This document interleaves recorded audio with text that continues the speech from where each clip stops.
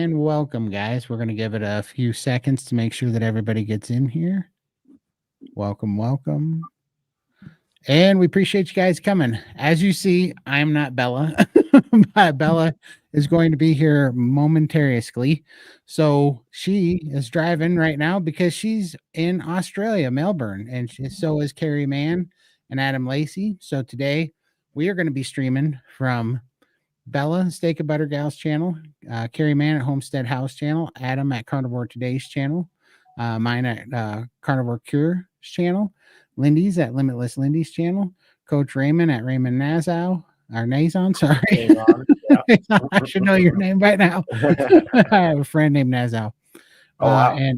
And Michael at Mixed Streams. So you can catch us all there. And we got about 10 minutes or so, 10 to 15 minutes before Bella, the Steak and Butter Gal, and Kerry Mann at Homestead How and Adam at Carnivore Today will be on with us because they are just coming from the airport to Lindy's house, but you will see them with Lindy here shortly. So with that in mind, we would love for you to start posting your questions. Please put 3 capital Q's in front of your questions so that we don't miss them, and then we will star them and answer as many questions as we can get to today. And then also, as always, super chats will take precedent. However, today's going to be a little bit different. As much as I want to believe that you're super chatting because you want to hear me talk about it, I'm sure you want to hear Bella and Kerry Mann as well, and Adam talk about these things. So we're going to hold all the super chats for about 10 or 15 minutes until Kerry and Bella and Adam get here. So with that in mind, we'll get it kicked off. How is everybody doing? Lindy, how are you doing? 7 minutes away. I'm keeping track. 7 minutes. Awesome. So just making sure a little more time. So 7 minutes, we will have our guests here. So yeah, quite nervous. I've got Bella and Kerry and Adam coming. Like, this is awesome. To my house. Yeah. And I Create Crash wishes they were there to meet you too. Who, sorry? I Create Crash at the bottom if you look at the Jen, how are you? Yeah. We'll look after him. I've got some nice food. So yeah. Todd helped me to cook. I am like a steak out of the freezer in the air fryer kind of girl. I don't do all this fancy stuff, but I've had to learn today because of my special guest. So yeah, I try to send him back nice and full. They look delicious, Lindy. I saw a little teaser and they look fantastic. I don't think I could do better myself, for sure. Oh, thank you. Yeah, they look great. Love that bone in. Looks great. Yeah, cool. Do feel kind of swish. For sure. You want to? So, Kerry Mann and Bella and Adam are in Australia because they went to Adelaide. What was the conference called in Adelaide? Do you remember? The Carnivore Collective Live. Yeah, Carnivore Collective. Yeah. And so, Michael, you want to show some pictures of the Carnivore Collective in Adelaide? Yes, I will. Look at those guys. Look at that star-studded. And look how many people. Wow. Yeah. What did Bella say? That a lot of those are SBG members. There are a lot of SBG members there. Few celebrities there too. You can see there's Dave Mack in the front and Dr. Chafee, and I think Bart Kay's there as well. So Bart Kay's there. Awesome. Yeah. Lots of celebrities, but yeah, it was lovely to catch up with all the SBG members. So she was stoked about that. Between wow, look at that. Yeah. Between Lindy and Chafee and Dave Mack and Bart Kay and everybody, you guys are taking over Australia with the carnivore community. Yeah. Yeah, it's good to see there's such a big turnout because there's not many, carnivores here in Melbourne that I know of. They're either all in hiding. So I'm hoping it sort of brings a few out of the woodwork and we can do some meetups and things down here would be awesome. But yeah, just to spread the word and hopefully the media are there, I'm hoping, and there'll be a big thing about it, but we'll see. Gosh, we can hope. Yeah, that'd be great. That's awesome. Man, it'll be great to see. What's your clock say, Lindy? How far were they out? My phone went to sleep. No worries. 9 minutes. What did I say before? 12. So Wow. So So we're doing good. Scott's picking Lindy, it. how big was that conference? Like how many seats were there? I don't know. Sorry. No Oh, okay. idea. Mm. Okay. It looked pretty big for sure. Cool. That's Who's that? Dave Mack, Chafee, Bella, and I'm not sure who the other two are. Okay. Okay. Cool. I think it might be. Is it Melissa? She's the one in the dark hair. I think she's the organizer, the event organizer. Oh yes. Okay. Yeah. Right. Okay. That's awesome. Oh, there's Kerry, man. That's an awesome lineup for sure. Yeah, for sure. Well, I appreciate it. But yeah, definitely if you guys can get your questions in, we'll be answering questions here very, very shortly. And then I guess we can even take a look at them start now on some doctor questions there. Yeah, I think the first one we ought to take from Beach Bum. All right. There we go. Love the name. All right. Australia. It's from Beach Bum. Been carnivore 3 months. LDL 206, total 262, HDL 48, tri 53, A1C from 5.9 to 5.4. Doctor wants me on statins. I told I want advanced test. She wants me to see a cardio for that. Thoughts? Okay. I assume you want me to take this. For sure. Yes. The doctor's in. Not me. So Beach Bum, first off, congratulations. These are very, very good tests. You have taken your hemoglobin A1C down from 5.9 to 5.4, showing that you're breaking the back of insulin resistance. I assume you probably had some metabolic profile going on or prediabetes from your numbers. And your HDL, I'd like to see a little higher. Over 50 would be great, assuming you're a male. And triglycerides of 53 is very, very good. Your LDL is a little elevated. That's pretty typical of a 3-month carnivore because you're using those LDLs to transport fats as fuel. And if you wanted to get an advanced test, there's 2 that you could consider getting. One would be looking at the LDL particle size and seeing if you're mainly the large fluffy LDL particles, which I expect you are, and not the atherogenic small hard LDL particles. And a second would be to get a baseline CAC or calcium coronary artery calcium score, which is uses a CT scan, and that would create a baseline for you.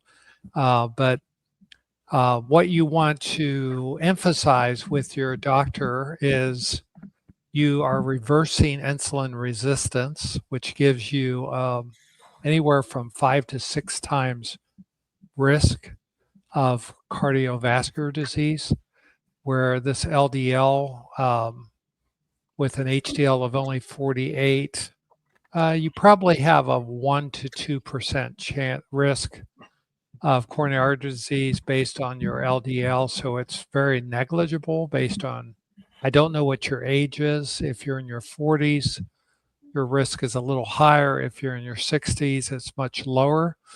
And you need to look at your risk from your hemoglobin A1C going from 5.9 to normal has reduced your risk from 600% risk or 6 times down to normal. So what you want to focus with your doctor is say, look, I've reduced my risk.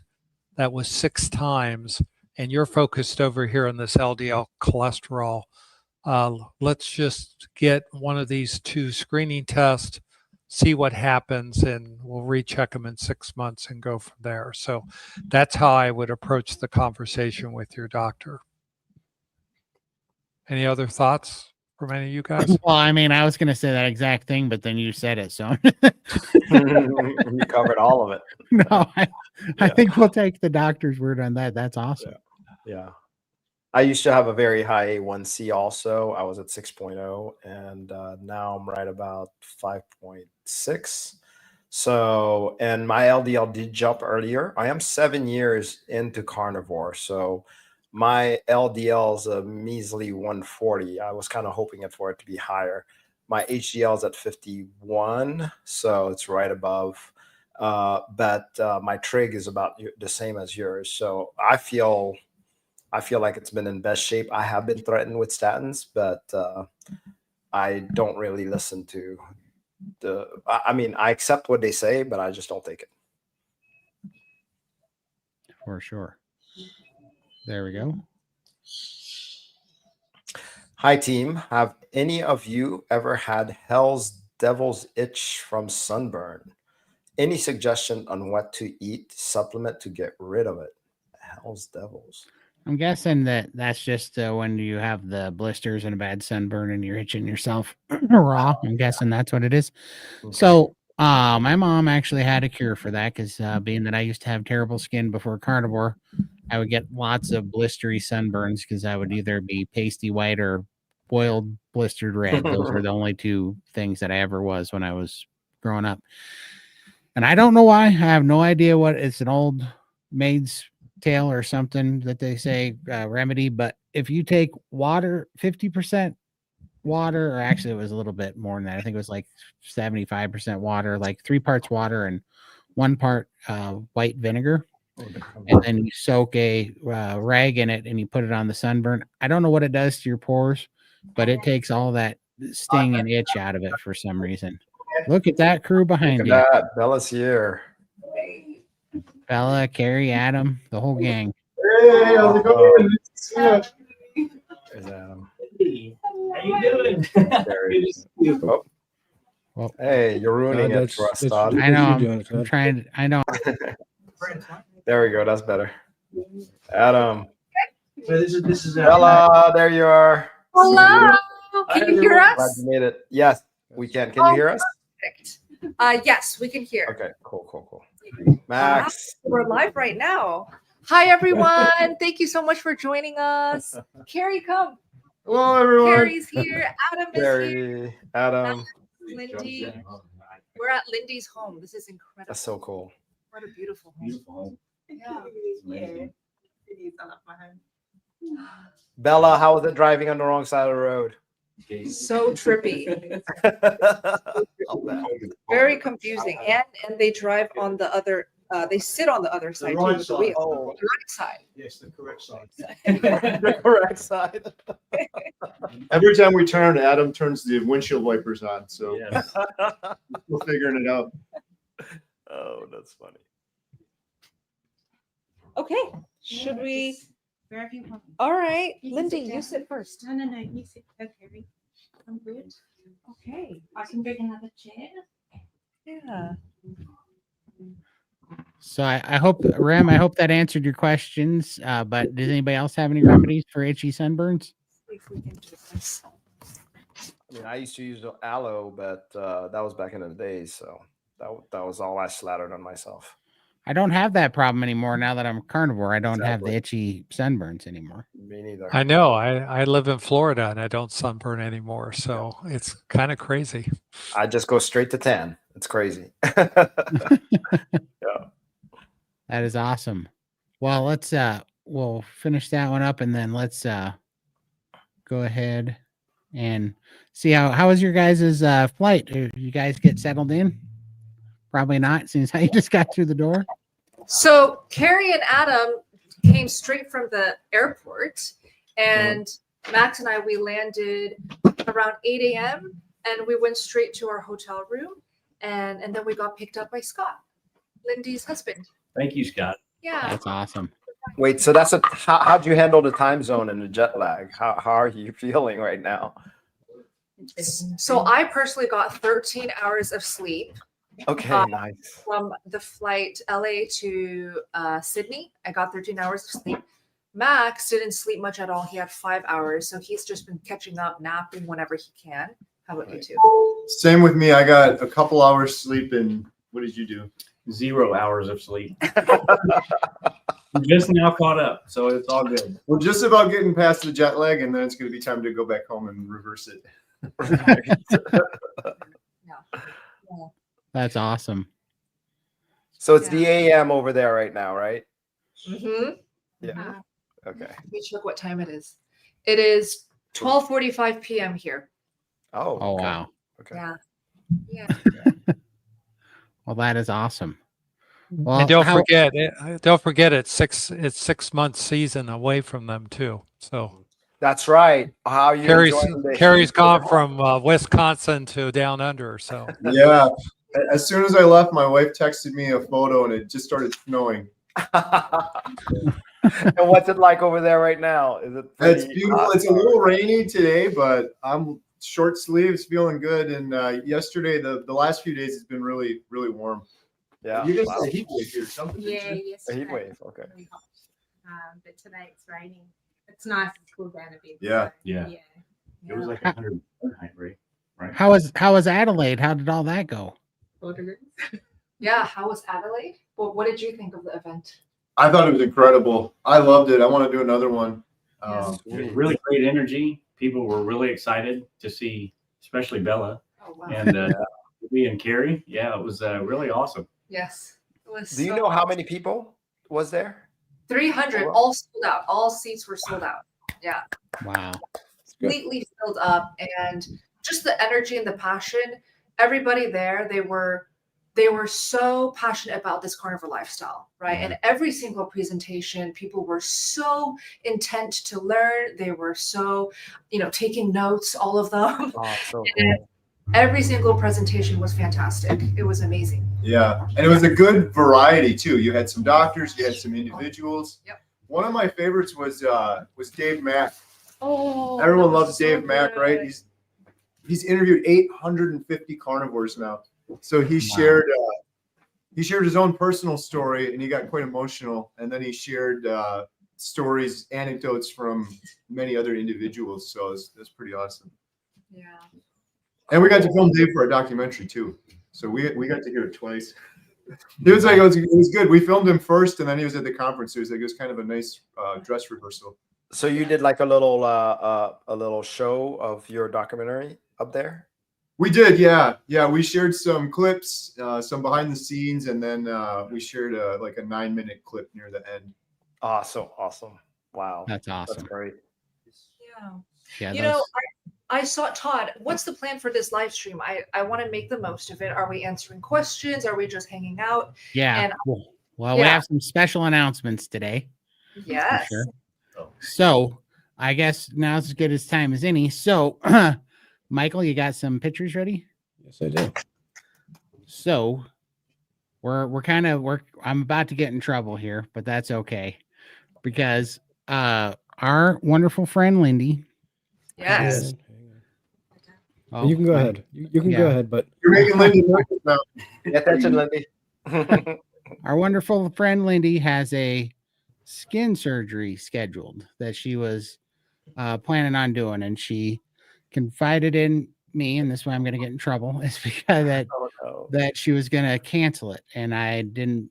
I talked to Michael, and I talked to these great people here. We don't want to see her cancel it, and so we realized that this would be a great time to do something special for Lindy, and so we started a GoFundMe, and we all have started putting money in there, and we are launching that today. Michael, if you want to launch that, because Lindy's worked so hard for the last 3 years to get her story out there and kind of free herself from being in a prison. And we all know some of us for sure now know what that's like. And this is the last thing she's got to do to get free from that prison. And she's put in all the work, and she's helped everybody. And so we want to help her in return, and for being such an inspiration to the carnivore community and me and Michael, and keeping us on carnivore and keeping us straight every week in this carnivore journey. And so, Michael, you want to show the audience what we're talking about a little? Yeah, give me one second. There's a lag. I posted the link in chat, but there appears to be a lag that's coming through because my comment hasn't come up yet. Yeah, no worries. And the GoFundMe link is in the live stream from in the descriptions of all the videos that you guys are watching from any of the YouTube accounts. It's all in the description, and we want to show how far Lindy has come. Yes, please. I thought you were going to show photos of my prime rib. Your prime rib. Wow. Really beautiful place. Oh, Did nice. my links ever come through yet? I'm not Donation. seeing them. Let me go look. Oh, you know what? They are. Here they are. Okay. So there's the link, and it's in the chat. It's also in the description of this live stream that you're on any of the channels. So cool. And then That's awesome. It looks like there's already raised some funds there. Yeah. it is Awesome. we prime the pump, so to speak, to I'm so embarrassed. Why are you embarrassed? So cool. No need. Oh my gosh. Cheers. So this is quite a surprise. By the way, everyone who's in this live stream, we wanted to surprise and not tell Lindy about this until we got to her home. And Todd, thank you for organizing all of this and organizing the surprise as well. Lindy, how are you doing? I don't know what to say. I'm honestly lost for words. Thank you so much. Thank you. We love you. I- So awesome. I'm lost. Yeah. Gotcha. I know because Lindy's so selfless, I know she did not want me to do this. I asked her directly and she said no, but I'm not good at listening. So Well, we did it anyways. And you guys, go ahead, Tom. Go ahead. Yeah, because I can't think of anybody that deserves this more than this very thing. She never asked for anything back. Lindy put all my videos on Rumble just because I got, she's always so completely selfless and just helping everybody. And we need, I just want to help her back, as much as we can, because she is so close to being free from a body that she was stuck in for so long. And I completely know what that's like. And it's going to be so awesome to watch her put this in the past and be completely through this. As you can see where she started at, and her journey over the past few years for her now, it's amazing where she's at today. For anybody that doesn't know, she's down over 500 pounds. And that's why one of the reasons that Kerry and Adam are sitting there right now is to film her for the documentary, because she is truly incredible. Limitless Lindy. Wow. You can see her journey through all this time, where she was, and it's amazing of her struggle that she's been through, and to be where she's at today is amazing. Yes. Okay? Look at just this last year, she was finally traveling again and making it to Austin for the Carnivore convention. That was so much fun. That's To think right. that I was stuck on the couch, almost had given up on life, and saw the carnivore diet and thought, it's not going to work. It's only going to make me die a lot sooner with a heart attack, because, it's hard to eat meat. Or it would change my life. I never thought it would change my life. And look, here I am with these beautiful people, a beautiful community in front of me, and I have my life back. And the best thing is my girls telling me they've got their mum back. I'm here for my girls again. And look, if I hadn't found Carnivore, I wouldn't have been here for them. So it's been amazing. Such a miracle. This whole Carnivore community. It's been wonderful. You're amazing. And you're an inspiration to us. Thank you. 100%.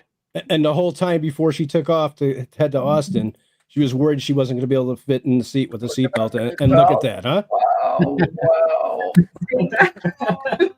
Nice. I remember that. Wow. That's a long flight. It is. It's Todd, Look. you, me.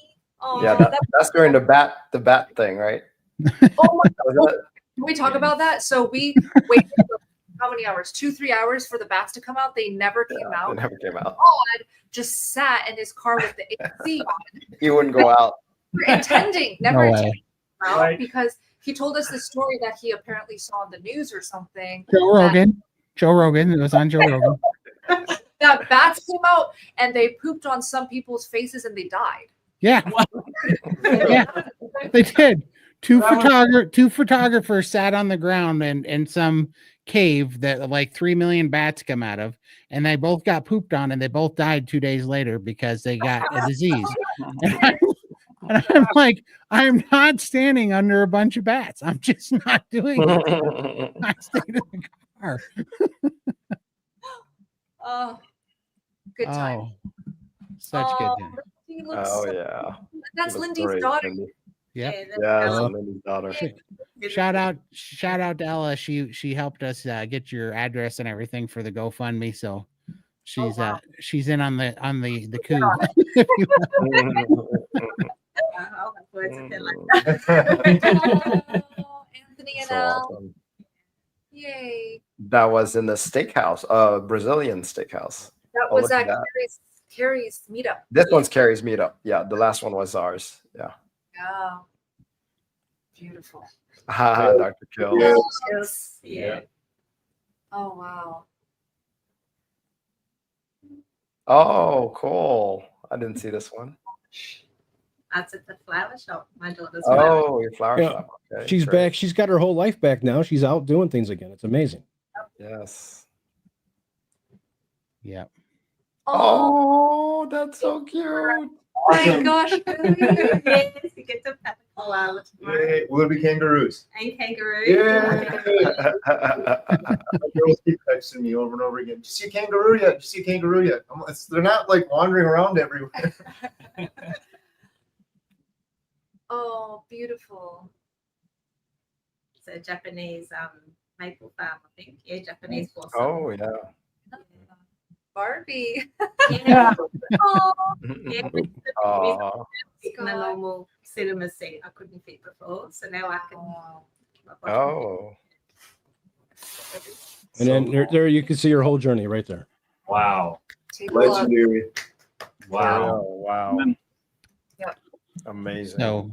So we truly appreciate you guys, and we just we know we've been contacted by a lot of people too, wanting to help out with this, and so we just wanted to put it out there. Obviously, no pressure, and but anything that you guys can do to help Lindy, say thanks. I sure appreciate it. We all are rooting for her, and we also look forward to her getting through this last part. It's going to be incredible. So.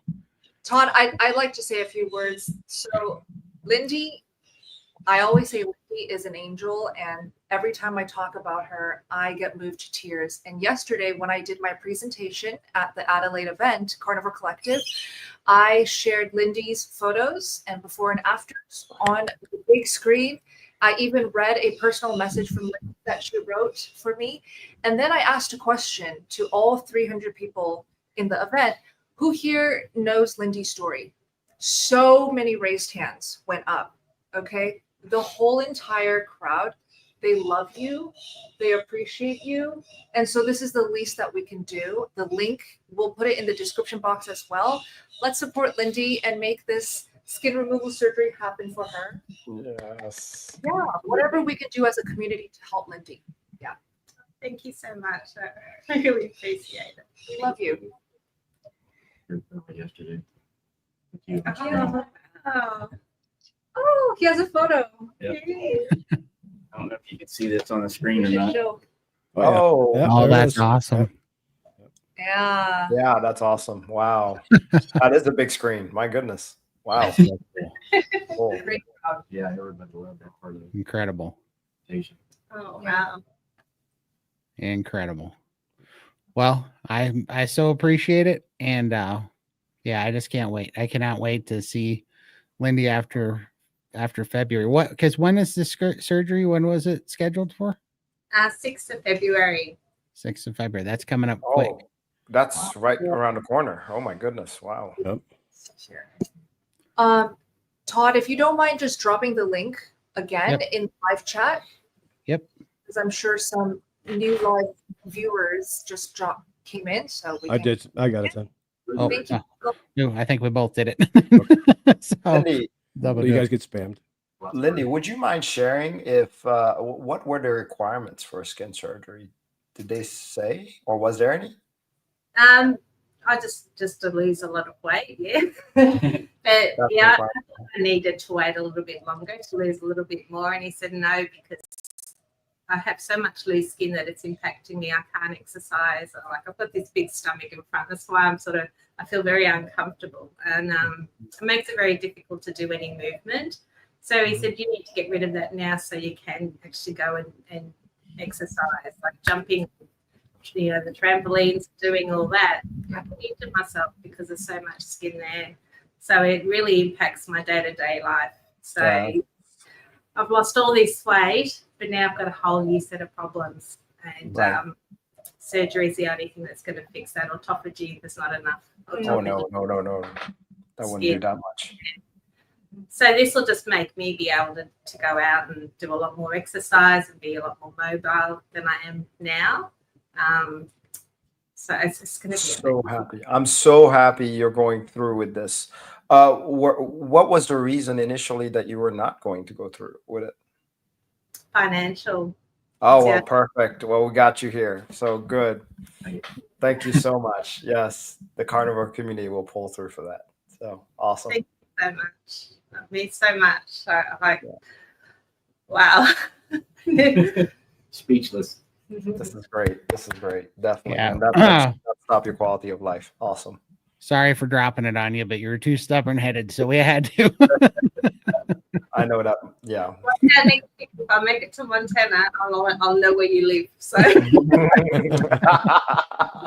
For sure. I'm in trouble now. Well, this is awesome. I want to thank everybody, Kerry and Adam and Bella and Phil and Michael and Raymond for helping me put this together, and Ella and Scott for helping me put this together. And we all know what Lindy means to us, and this is going to be incredible this year. See this thing through. It's going to be awesome. So we appreciate it. And thanks to the whole carnivore community. If appreciate anything you can do, or just share the link or help her get her story out there, that all means just as much. So we appreciate it so much. Absolutely. Yeah. So what we can do to really help the spread is just save the link that's in the live chat, copy and paste it, save it, share it on your socials, maybe attach one of Lindy's interview videos that she's done.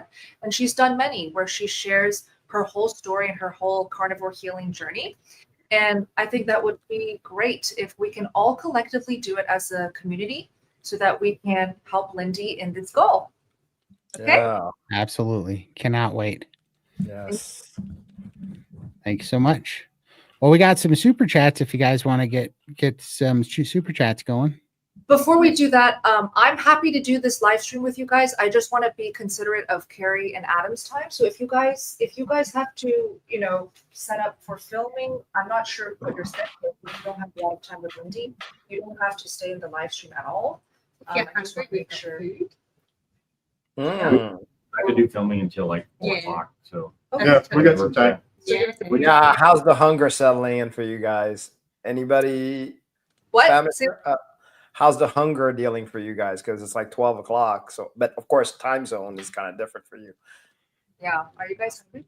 I had a carnivore bar, so Yeah. I'm good. I'm not hungry because last night I ate so much meat. They had like this VIP dinner after the event. It was just unlimited meat that they smoked and served in like big plates. So I ate plenty to carry me over to now. So let's answer questions. We have Kerry, Adam, and Lindy here. So whatever questions you want to ask us about carnivore troubleshooting, feel free to put a capital Q in front of your question and then submit your questions and we'll go through them. And Todd will.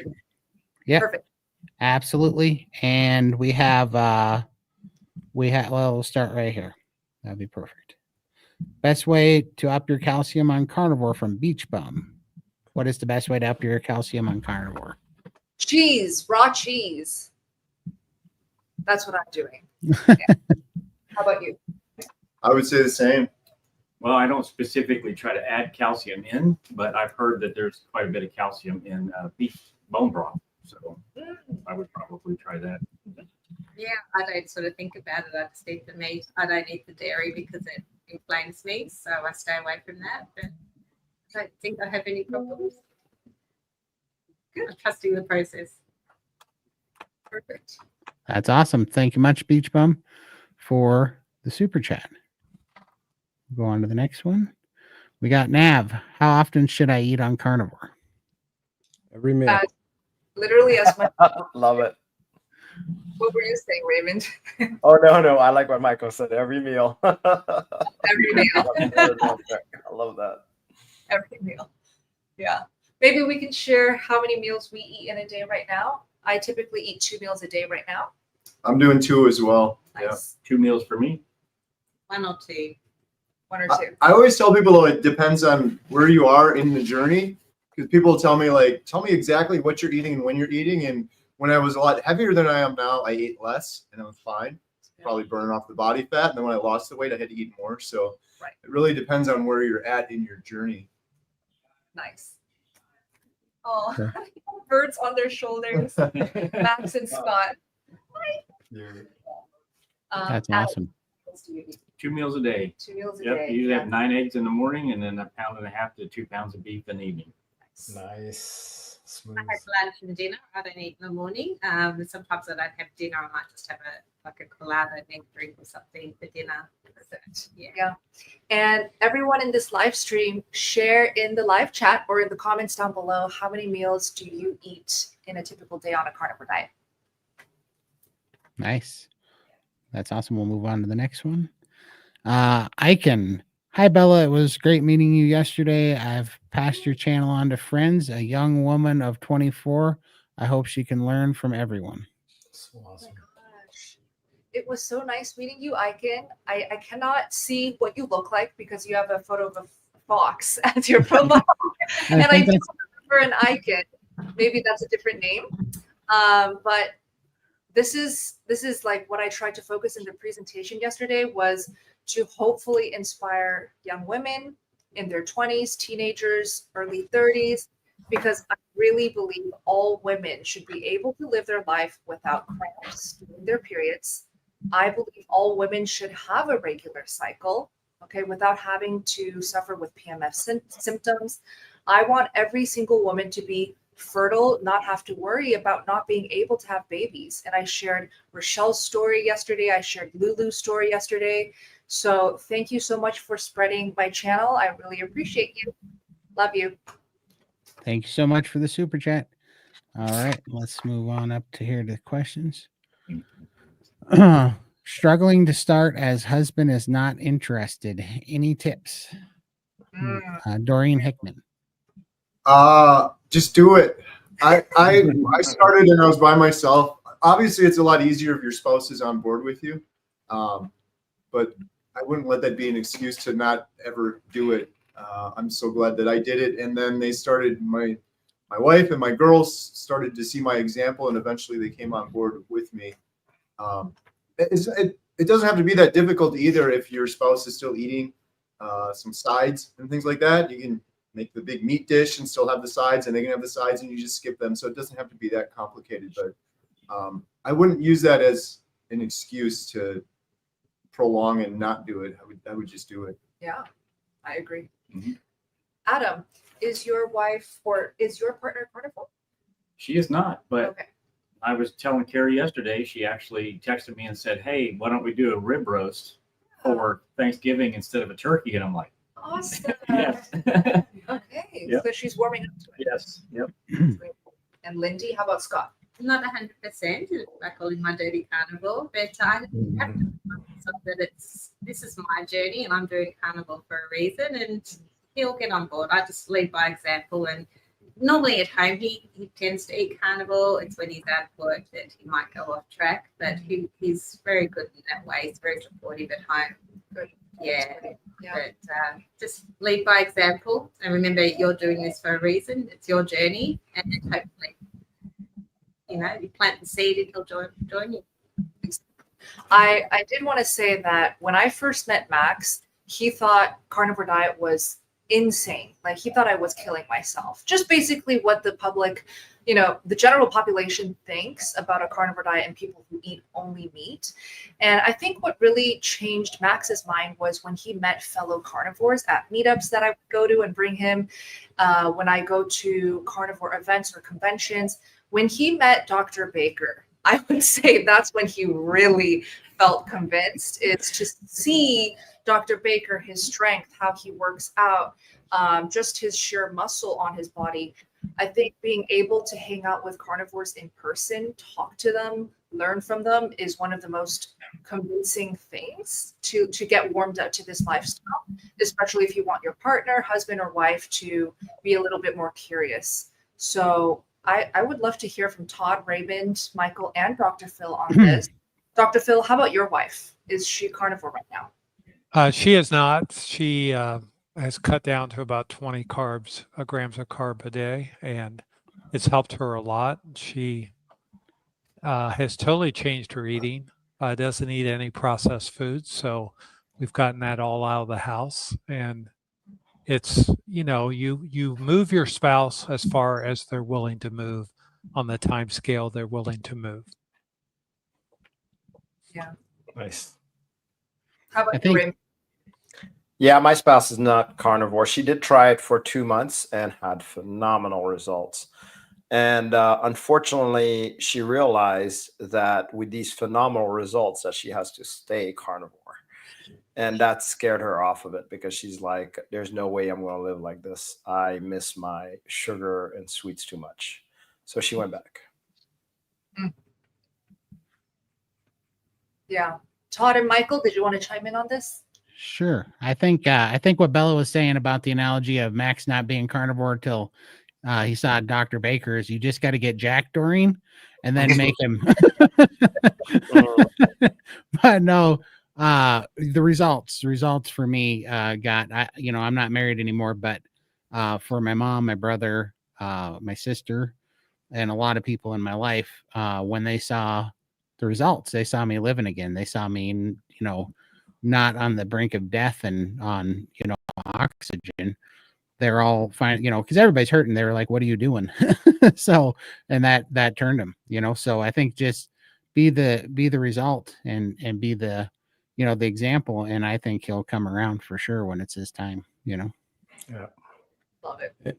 And as for me, I know if I didn't find carnivore, I wouldn't be here today. So Yeah. carnivore saved my life. So. Heck yeah.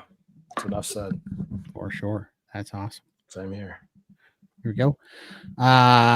Estif is, I don't know what that word is. What is that? Sjogren. Oh. Sjogren. Okay. I got you. Gonna get cured by doing carnivore recently. I got diagnosed and docs just said to take that's one for Phil. Hydroxychloroquine. Can I not take that? Question. Yeah. This is for Yeah. So anyway, Sjogren's is part of an autoimmune spectrum that people get, and all autoimmune diseases are due to basically inflammation in your body attacking something in your body, and then you get a generalized inflammatory reaction against your own body. In this case, it's about your swallowing, your tears, dry mouth, dry eyes. These are the kind of things you get. And we have seen in the carnivore community incredible healing of autoimmune diseases. What we don't know is what is it going to take for you? How long and how strict do you have to be? And hydroxychloroquine is a anti-malarial medicine, which is a great bridge to get you some symptomatic relief, because it might take you 6 months, a year, 2 years. Who knows how long to heal. And the good thing is hydroxychloroquine is not going to prevent you from healing, but will give you some symptomatic benefits while you're bridging to get your inflammation out of your body and see if you can reverse this autoimmune disease in your case. So I would be encouraged, and you'll have to make the decision on your own with your doctor, whether or not to take the hydroxychloroquine, but remember you're taking it as a bridge to get symptomatic relief and try to prevent some long-term damage while your body is given a chance to heal. Thank you, That's Dr. awesome. Phil. Thank you. We'll move on to the next one. All right. Randall, what are the best foods to eat if I'm insulin resistant and histamine intolerant? I'm currently on day 8 of a fast. Wow. I mean, I say beef. Beef is great. If you're insulin resistant but histamine intolerant, try to make sure that the beef is not aged. You can get non-aged beef at Billy Joe Meats, or just get it fresh from your local ranchers at the farmer's market. Any tips? You had histamine issues, Oh right? yeah. Yeah, I had histamine issues for a while. So what you can do if you can't afford the meats that's not aged, because they are quite expensive, cook the meat from frozen. Make sure that you eat everything. Don't put leftovers in the fridge, because that's going to increase the histamine content. If you're eating eggs, take the whites out, just eat the yolks. That can help as well, and you may be sensitive to the yolks. So maybe just kick the eggs. Lamb, typically lower in histamine because it's a smaller animal. So you go that route. Great tips. And Adek, talk about how long it took your initial histamine intolerance to heal and reverse. About 3 months. 3 months. Yeah, 3 months. 3 months, yeah. I have a question for Adam. Adam, did you ever eat veal to see how you responded to that being a smaller version of the beef? I tried veal and lamb, and I just don't like the taste of it. So I was mainly cooking beef from. I think about me. Now, some people have a really severe histamine intolerance, and they have to go much further than what I did. So I don't know if that's the case for Randall or not. But Yeah. Okay.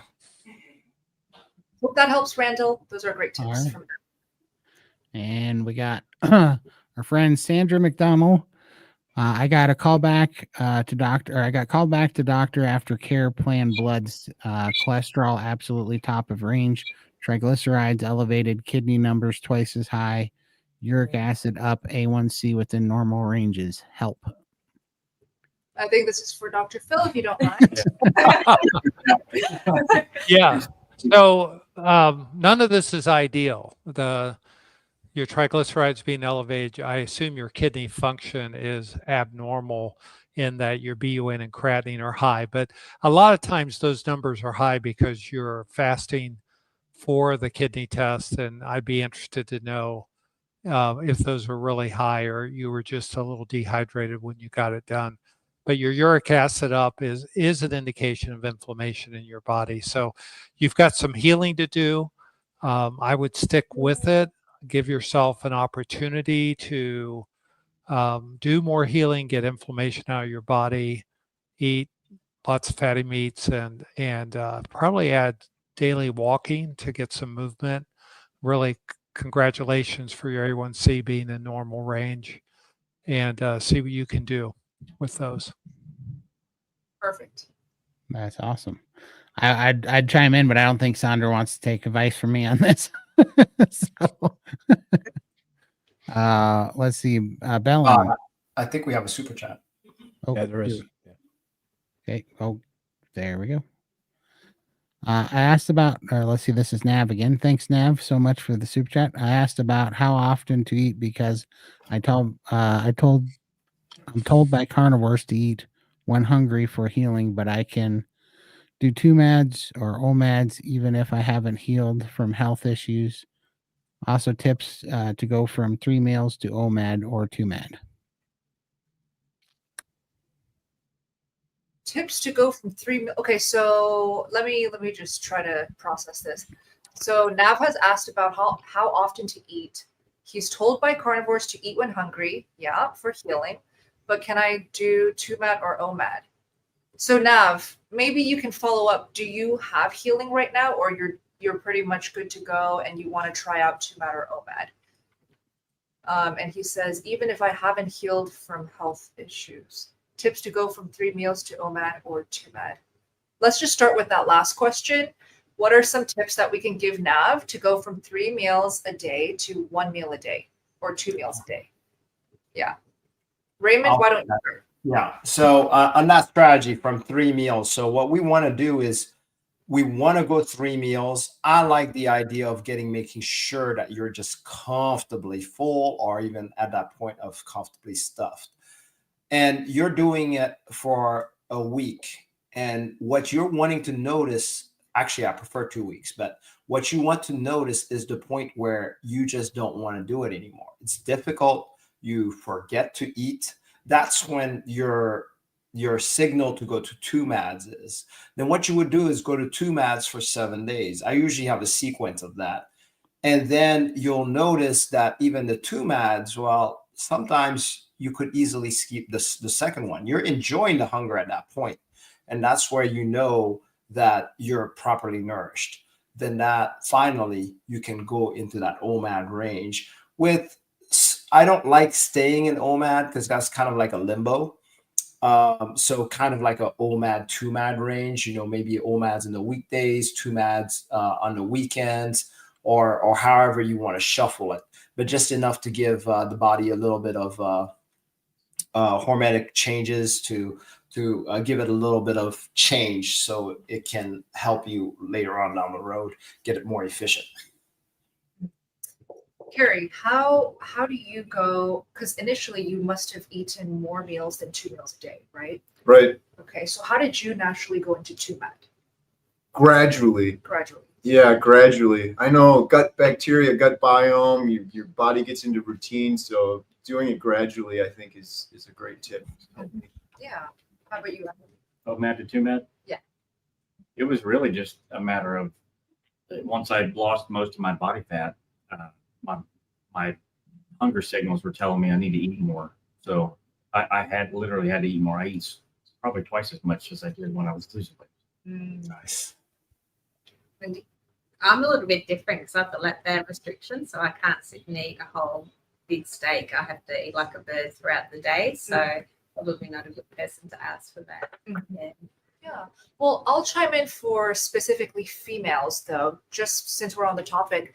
When I did 1 meal a day, OMAD, for an extended amount of time, it started getting very easy to undereat because when I would get busy and I would just be so used to OMADs every single day and just so comfortable with that, and I would get too occupied with like my busy schedule, then when I eat and I don't really focus on eating enough and really eating a lot of fat, it can typically you can just be in the danger zone of not eating enough, therefore affecting your hormones. So for females especially, make sure that you are eating a lot of fat and make sure you keep tabs on, like, are you actually eating enough in general if you're doing OMADs for long periods of time.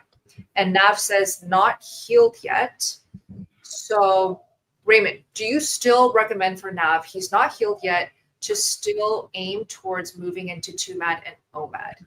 Yeah, so that depends on your body, right? If you can and you're enjoying 3 MADs, stay there. If your body's saying, look, I would rather have that rest period, then go to that. So 2 MADs, you got to realize 2 MADs is kind of like where we start talking about fasting, intermittent fasting. And there is healing to go there if the body's ready, if the body's nourished.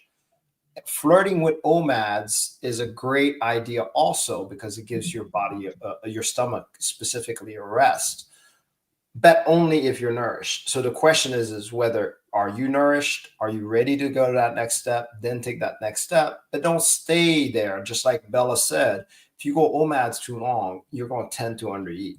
A lot of this is a balance between eating enough and also fasting enough. I haven't healed from health issues. This is Nav again. He says, I haven't healed from health issues. So I was wondering if I should eat when hungry or if I can do OMAD or 2 MAD. Yeah, I want to tackle that one too real quick because hunger is tricky. Okay, so it depends on how long you've been carnivore and how well you know the hunger signal.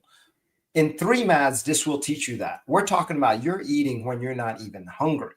You're eating because the clock says to, until you just feel like you can't anymore. On the 2 MADs, though, You want to learn what hunger signals feels like. And in other words, it's nice to feel hungry. It's nice to look forward to that next meal. That's what you want to look for. So, but it's never at the point where it's like, I'm ravenous, I got to drop everything to eat. That's not a good sign. That's showing a lack of nourishment and you're not quite ready to go to that next step.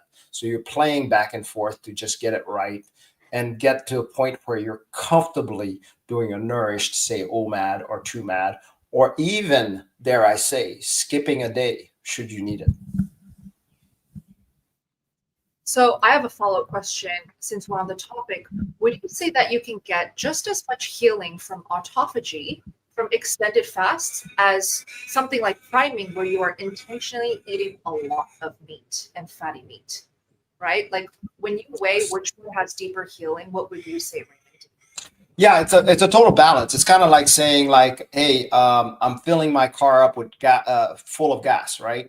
And let's say you're totally topped off with the gas, but you're stopping at every gas station to top it off again.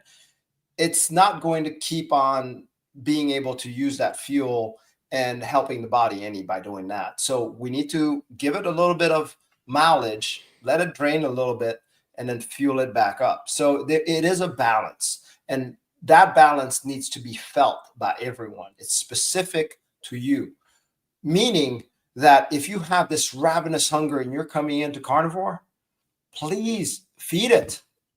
You're not supposed to be that hungry. Ideally, any of us, we think of carnivore as nourishment. I like what I eat when I eat it, but it's really just nourishment. It's not something like, I'm like, oh my God, I just really have to eat. And I know that feeling, that hypoglycemic feeling, cold sweats,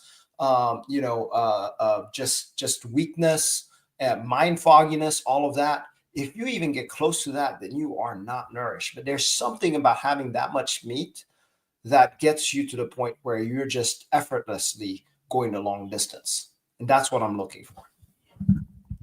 Yeah, I can, I would chime in and say this, that it was kind of interesting because when I was doing it, or when I started, it's almost like you need the dietary fat and the dietary nutrients to get your body used to being a fat burner, But then once I went through the priming and got a little bit healed, then I needed the really long fasting because I had lymphedema problems, and I needed the autophagy to heal up my lymphatic system and really help. Specifically, the dry fasting. Specifically, the dry fasting really seemed to speed up healing the lymphatic tissue and making me more fat adapt when my body was looking for that metabolic fluid for electrolytes and for fluid when I was doing the dry fasting. So to me, it was a balance because I couldn't do the fasting until I was nourished and until I was healed enough to do it, until my body became fat adapt enough to be able to run off stored fat. But once that was the case, now I kind of go back and forth between, I did 12 7-day fasts this year, and then I had to reprime, and I'm in the middle of doing repriming. So I don't know. I wonder if those things are ever going to stay static or it's just going to continue to be the act of balancing it, I like to do it that way, but really, and I want to talk about the dry fast that you're doing, Todd. You notice that after you wet fast enough, and first of all, you got to get properly nourished, then you wet fast, and you notice with the wet fast that you're just not drinking as much. And then that's where the dry fasting starts. You want to flirt with that, but not until later on. So those are getting masterful pieces. Listening to your body is key on this. So anybody starting on carnivore, I would prefer it if you started with straight out 3 meals, because you can't even trust your sensory of what hunger is or what fullness is, because it's so different. So first you have to learn that part from what carnivore fullness is. And then when it's like to the point where you don't want it anymore and you feel like you have the full nourishment, then that's where fasting comes in. Perfect. All right. I think I hope that helped, Nav. Yeah, I hope so. Hope it wasn't too much. Thanks for the super chats. All right, Balin. My mom has been carnivore 5 months now, 67 years old, 5 foot, 140 pounds. She's been losing a ton of hair since starting. She's eating high fat, 80-20. So days, 75, 25%, 1,600 calories roughly. Please help. Okay, so she's losing hair 5 months in. Oh. First question we're going to ask, I'm sure we're all thinking this at the same time, is she eating enough? Just because she's eating 80-20 or 75-25, oh, she just put the calories. 1,600 calories is not a lot. It's not a lot of food, No. right? Like Yeah, you would say really- that's kind low. of under eating. Yeah. So typically with hair loss, from my experience, hair loss happens a couple weeks after putting a lot of stress on your body. You can search up the term telogen effluvium. We can also have Dr. Phil talk about telogen effluvium. But when you put your body through a lot of stress, under eating is included by stressing your body out. Okay, that's a lot of stress on your body when you're just not eating enough for a long period of time. A couple weeks after that stress, for a lot of women, hair starts falling out and big gobs of hair. Lots of hair starts falling out. So that's my first thought is maybe she can consider upping the amount of meals that she's eating, just the amount of food that she's eating. 1,600 calories, even if she's 5 foot. Is she active? Right, 140 pounds. I don't know if 1,600 calories is enough. Dr. Phil, do you have any thoughts? I agree with you. The first thing that comes to mind is we're probably undernourished at this point, which is a common problem we see. And I would go with that as the first thing I would do. But hair loss is not going to replace right away. So you're going to have to be patient with yourself because it might take 3 to 4 months of nourishing to start reverse that. But when your hair starts growing, you know that you've been properly nourished and you can start backing back again if you need to. But I would agree with Bella. This is an under eating situation. Oh, I see Carnivore Coach Lisa's tip here. She says toxic hair products can also contribute to hair loss. So maybe that's something to look into as well. It's always worth looking at the products that you're using every day. And especially if you have other products in your routine, maybe cutting down, maybe just checking the ingredients in your shampoo, conditioner, hairspray, all of those things, and making a switch to clean ingredient list items could be worth it as well. But I think the root cause, like working on the root cause, which is most likely just not eating enough, is going to do the most like healing for your mom. Lindy, any thoughts on hair loss? Yeah, I was restricting fat for the first year, and I found once I increased the fat, my hair loss stopped. So, and under eating as well. So, priming and increasing my fat. Yeah. So, Priming and increase your fat. There we go. Here we go. From AS, is Bella eating salt now that she is lifting weights? Great question. Thank you for the question. So the salt that I'm eating is from my cheese, the raw cheese that I'm incorporating whenever I can. And since coming to Australia, I haven't been eating cheese daily, and that's fine because I have just been eating a lot more fatty meat. Like, for example, yesterday I had 2 meals a day because they served lunch and then they served dinner at the event, and they served chicken. Do you know what kind of chicken they served in the lunch box? Don't. I'm not sure. It's pretty moist, like Mhm. very Yeah. fatty Very chicken. fatty, yeah. Yeah. I'm guessing like chicken wing or chicken breast with the skin on. It was delicious. And they served like ribeye bites, I think, smoked ribeye bites. Yeah. Yeah. Was it spiced or was it salted, Bella? No, they actually made no salt for me. Nice, Wow. nice, nice, nice. Thoughtful. So I just ate a ton of that. But when I am eating raw cheese, then obviously there is salt in that. So I am eating salt from the cheese. But no, I am not adding any extra salt to my meals. Yeah. There we go. That's awesome. All right. We got Rose. Rose says, met Bella, Kerry, Adam, Dave, and Bart yesterday. They are all amazing, beautiful people. Awesome. There. Awesome. Nice to meet you, Rose. Thank you Yes. for coming. Yay. That's awesome. All right.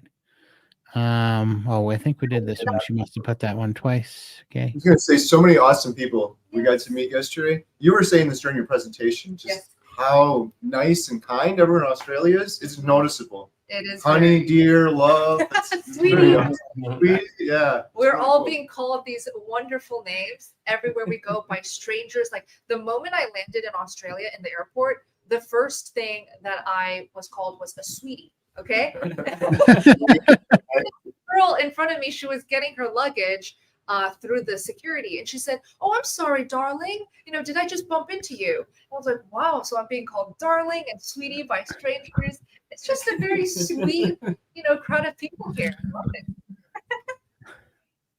That's awesome. This one's from Cowboy. Says, what do you guys think of sugar-free barbecue sauce with allulose in it? Okay, sugar-free, but the allulose is like a It's sugar, sweetener. Let me just ask Kerry and Adam first. Do you guys use any sauces or anything with sweeteners in it? I don't use any. Even the artificial sweeteners, I had such a sugar addiction for so long, the cravings will start coming back. And I've found talking to a lot of carnivores that start carnivore and they try to do artificial sweeteners, they end up having sugar cravings for a long time. And I think it makes it a lot harder for them. So it's not something that I do. Yeah, I agree. No thoughts on anything. I don't feel like I need them. And I don't know that I have a sugar addiction as strongly as what Kerry might have, but it's still, I just don't feel like I need it. I feel great eating steak. So That's awesome. How about you, Lindy? Yeah, I have a sugar addiction too, so I stay away. Yeah, so it looks like all four of us are abstainers rather than moderators. Like I feel the same. If I were to have sauce with even a hint of sweetness in it, it would probably open up my appetite to just want to binge on sugar. Like altogether, I'll just fall into the sugar hole, and who knows how long that's going to last. So typically carnivores, or at least when you get settled into this lifestyle, it's best to experiment with just cutting out all foods, all sauces, even drinks with sweeteners, and just see how you feel. Some people can actually moderate. Like I've met those unicorns, okay? Like they can moderate. They can even have some treat meals over the weekend and go all like standard American diet and jump right back. But from what I've seen, the people who need carnivore for healing, we cannot do that. Like we have to abstain. Dr. Phil, what are your thoughts? Well, I think it all comes down to the individual. You're either someone that triggers with artificial sweeteners, which is probably 80% of the community, or you're a moderator. But I would say by far, if I was to flip a coin, I'd have to flip a lot of coins before I'd find a moderator over an abstainer. Right. And a question for everyone. We've got 600 people here in the live stream. We would love to know, would you consider yourself, when it comes to food, would you consider yourself a moderator or an abstainer? Awesome. Sure. Hey, Michael, can you see if MM's question? I am looking for it and I can't find it. So if they can post it again for me, please, I'd really appreciate it. And I'll make sure it goes up to the top. Thank you so much, Michael. I looked everywhere too, and I did not see this question. So, all right, but we will keep an eye out for M&M. Thank you for the super chat. Please repost it. And then Nav, thoughts on cheat meals? Oh, right when we were on the topic of cheat meals. Okay, that's a perfect question because the holidays are coming. So let's talk about this. Let's start with Lindy. Are you planning to cheat or treat yourself with the holidays? No. Thanks for carnivore. I've got too much to lose by spiraling and going back into, especially now with surgery that might be on the cards again. So I just can't afford to do that. I don't want to go back. So do you ever miss like your usual sweet treats, desserts when you are like at the table and it's right there? I used to, but now I actually find enjoyment watching I enjoy watching people eat and enjoying themselves, but I know that I can't have that because it's going to make my life terrible. So to see other people enjoying it, it may not be good for them, but they don't sort of see that side of things. Yeah, it's a bit of a mixed bag there. But yeah, no, I don't want it. Yeah, I can have chocolate biscuits in front and I just won't touch them because I know it's deadly for me. So it's awesome. Yeah. How about you, Adam? Cheat meals are a no-go for me. I've done it once or twice, and I always feel absolutely horrible after I do it. It's probably one of the worst decisions that I can do while eating carnivore. And cheat meal for me now is a more expensive cut of meat, maybe a Wagyu steak or a large rib roast or something like that. That's my meat. So I don't cheat anymore. Kerry. Yeah, no go for me either on the cheat meals. I did ketogenic diet for years and years, and I incorporated cheat meals, and so many times, and my weight went up and down and up and down, and the cheat meal would always turn into cheat weekend, into a cheat month, into let's go to the new year kind of thing. I never once had a cheat meal and then the next day said, gee, I'm glad I did that. I deserve it and I feel a lot better now. And I don't think anyone that's ever done a cheat meal has said that the next day. It's usually so. I've also recently started to learn more about our gut bacteria and gut biome, and introducing a cheat meal can be really bad for that sort of thing and flourish some of the bad gut bacteria that could maybe take potentially longer than you realize, or it may not be just, one cheat meal one day. It could be affecting you for much longer than that as well. Right. And look, Nav, if you feel tempted to have that meal, at least eat some fatty meat before the cheat meal, because typically, right, I know a lot of carnivores, they don't like the thought of never being able to eat something that they love, and it gives them anxiety, or it makes them feel very like FOMO, feeling of missing out. So what you can do is, you don't have to tell yourself you can never have that pumpkin pie or that dessert that you love. At least have a proper fatty meat meal before you go and treat yourself. And honestly, it's probably going to make the negative effects the next morning less. Much less. Right, Raymond? Yeah, so what are your thoughts on that? Yeah. First of all, I want to say, let's stop calling it cheat meal. When we cheat in sports, we're trying to get ahead, right? Let's call it what it is, a sabotage. That's what we're doing. We're just sabotaging ourselves.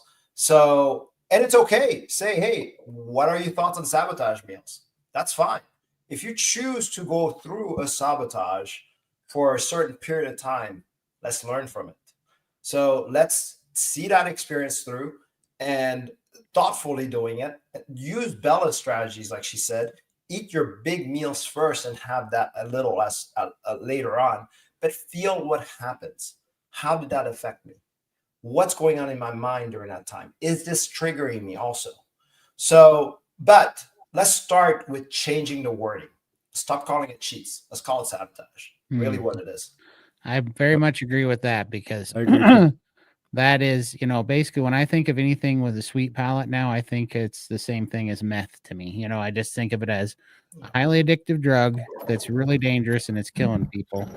And so when Bella asked Lindy if she was going to treat herself for Thanksgiving, I was thinking, yeah, I'm going to treat myself. I'm going to treat myself to a smoked ribeye. I'm going to treat myself to a tomahawk. I'm going to treat. Yep, that's how I'm going to treat myself. I'm going to treat myself by feeling good. But as far as all those sweet palates, I think that those are an absolute weapon from big food and big pharma that has weaponized them against us. And I don't negotiate with terrorists anymore. So I do not buy into their bullcrap. I don't feed their war on me. I credit them for killing my brother and my dad, and I hate what they're doing. So yeah, I look at that stuff as it's literally fun in the war that's making us all sick, and I do not purchase any of it. I do not play with it at all, and I do not consider it a fun cheat anymore, or a treat or whatever. It's completely as far away from that as I can put it, And after you get to a certain point, it doesn't even taste good no more. It's too sweet. Right. Yep. That's a real thing. The longer you're carnivore, the longer your taste buds reset or get used to just eating animal foods. When you actually do eat the sugary food or the junk food, people keep saying it didn't even taste as good as I thought or as I remembered. Tastes like chemicals or something. Yeah. Even the smell's not as good. I don't know if you guys noticed that. Yeah. I see we got Eminem's question. Nice. There's our super chat, and there's the question. Thanks. I've been eating 1 kilogram of beef minced OMAD with cheese and eggs as condiments. Recently bought a jar of pickles. Love them. How much is it wrecking my diet to have 6 to 8 pickles slices a day? None. You'd be dumb. Right. I'd second that too. My wife Jen's been carnivore now for 200 days. She has pickles with she's burger patties and pickles, and she's refusing to get rid of the pickles, and it's working just fine. She's having really good progress. So Oh, nice. I'd love to hear that.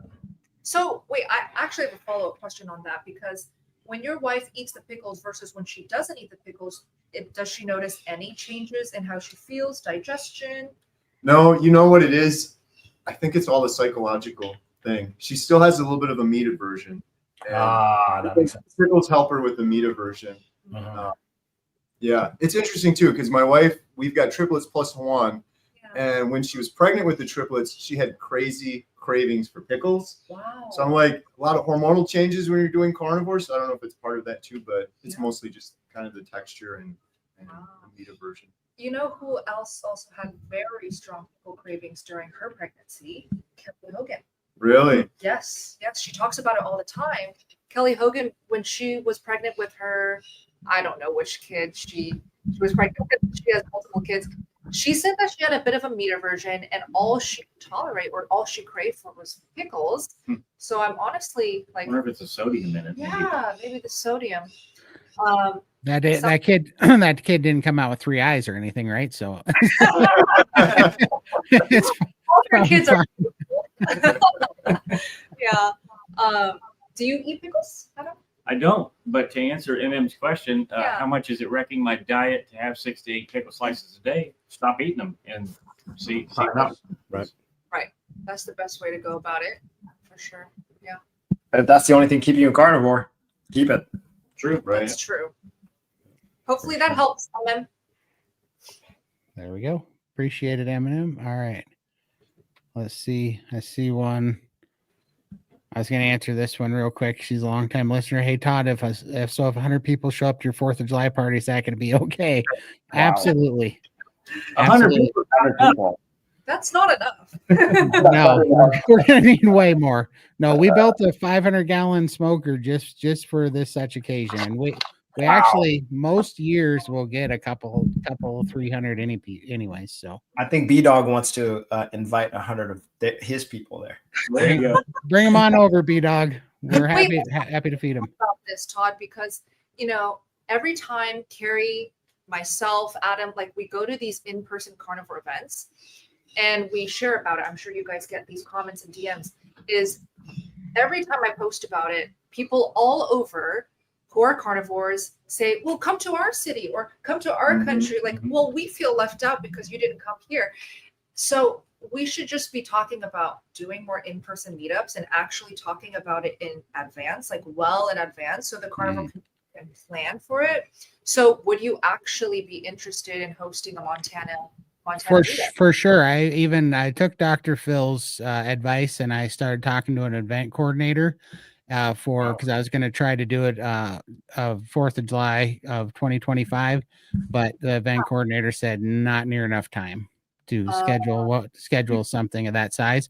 But 2026, I'm definitely. So we're still going to have something small that I don't want to talk about too much because I don't want too many people to show up unprepared. So we're still definitely going to do 2025, but it's going to be a little bit more private.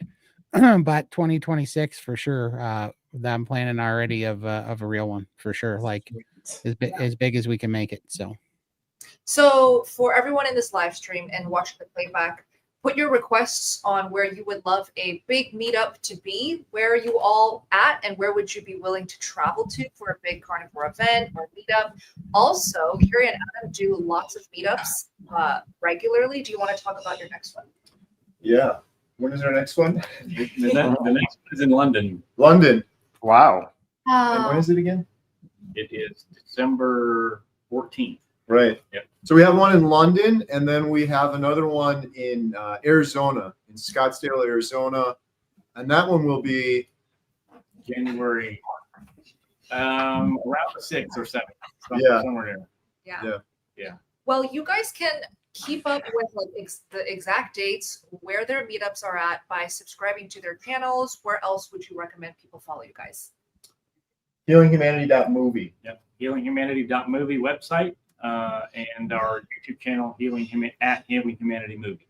At Healing Humanity Movie. It'll all be linked down below in the description boxes as well. Yay. Awesome. That's awesome. All right, let's go back up here. There we go. Wandering free question: glucose rising on carnivore been strict for 6 months. Glucose rising on carnivore. I mean, we hear this a lot, right? And what's always brought up is the dawn phenomenon. And so I wonder when she is measuring her glucose. And Dr. Phil, do you have any thoughts? Well, first off, sometimes when people say this, they're having some very mild elevation. So, for instance, their fasting sugars have been 80 and they go up to 96, and that freaks them out. And it's really kind of a normal thing because you have this rising cortisol in the morning, and it's not unusual to get a little more gluconeogenesis during the night, especially if you're doing prolonged fasting and all. So it really depends on what you mean by rising. 5-10 points, no big deal. If it's 50 points, that's a big deal. And so if Wandering Free can give us a little more detail before we leave, that would be very helpful. Awesome. Okay. Yeah, if we'll keep an eye out for that. Okay. Cuckoo Kachoo. Question: carnivore 4 years, A1C 5.4, glucose 118, and very bloated. What's the question? I'm guessing very bloated. That's the question. Why are you bloated? Okay. Yeah, I think so. Well, I don't know if the A1C or the glucose numbers has anything to do with the very bloated part, right? 4 years of carnivore, I really wonder, what are you eating that might be causing inflammation or indigestion / bloating? The most popular foods that do cause those things is dairy, I would say. Like dairy causes a lot of indigestion and bloating for a lot of carnivores who just can't tolerate lactose. Well, and I did notice that so I don't eat salt anymore, and it's not because it's something that I chose to do. It's just my body didn't want it anymore. And like, I have no problem with salting food at all. I love the taste of salt, but body didn't want it anymore. So I haven't salted food in months. But one thing I did notice is that I would carry more fluid, and I felt like I had a little bit of bloating in my stomach when at the end, not during the whole time, but at the end when my body started not wanting the salt anymore, I started to have bloating. And so I don't know if that could be part of it too. Maybe you're over salting your food and your body had enough, I don't know. Any ideas, Kerry? I was thinking similar to you, cheese maybe. Cheese. Cheese seems to be a big culprit for many. Yeah. Try that out. Cut out the cheese, cut out whatever dairy, maybe play around with the salt. Don't cut out the salt completely cold turkey. That's not safe. But play around with upping or actually lowering the salt like Todd was talking about. Keep us posted. All right. Let's see. Blinkfire question: you feel about full fast Monday, Wednesday, full fast on Monday, Wednesday, Friday, Monday. Greek olives, okay. Question: feta cheese, okay. Can only find pasteurized sheep goat cheese, I guess. So the first question is, how do we feel about a full fast Monday, Wednesday, Friday, Monday? So what is that type of schedule? Like what type of fast is that? 48s? It's kind of like an alternate day. Yeah, about 36 to 48. It could be 48. It depends. Okay. I mean, if you can do it without under eating, that's great. That's typically what we advise here is don't fast if you're going to just under eat when you do the fasts. So that's why we typically like to nourish with 2-3 weeks of just priming, which is just eating as much as you can. 3 meals a day is best. And then when you are fully nourished, then you can go ahead and do whatever fasts you're comfortable with. And Greek olives, are they okay? Todd, do you eat Greek olives? No, maybe it'd be okay because I think they're kind of pickled. I don't personally have a problem with anything pickled or anything fermented. So I've probably ate my body weight 6 times over in pickled jalapenos since I've been doing carnivore because I do like those. but it was my N=1 experiment, which they don't do anything to me, and my body does crave a little bit of vinegar. But as far as the olives go, I don't know. I mean, I really just think, as far as this question goes, you got to get your diet clean enough so that you can make those N=1 tests, doing one thing at a time, adding them back in, and to see if it actually hurts you or not. Yeah. And so that's one thing. And two, on the fasting, if I hadn't done priming, I wouldn't have known what it's like to have like a high functioning metabolism. It wasn't until I actually fed myself for 6.5 months on Raymond's program and was eating 7 pounds of beef a day at the end there, that I got a high functioning metabolism. And now that's what determines whether I can fast or not. If it starts to hurt my metabolism, it starts to tank, then I know I over fasted and I got to pull the plug. But I mean, it's incredible if you do the priming, you get nourished, what your body can do. I mean, I did 12 7-day fasts this year before I started to lower my metabolism again. And so I would say you have to experience what it's like to have a high, to heal your metabolism and feel it raise and watch your appetite open up so that you can start eating like that and have a high metabolism. Once you know that baseline, then you can decide whether you should be fasting or if it's too much fasting, way more accurately, in my opinion. So Todd, I have a follow-up for you.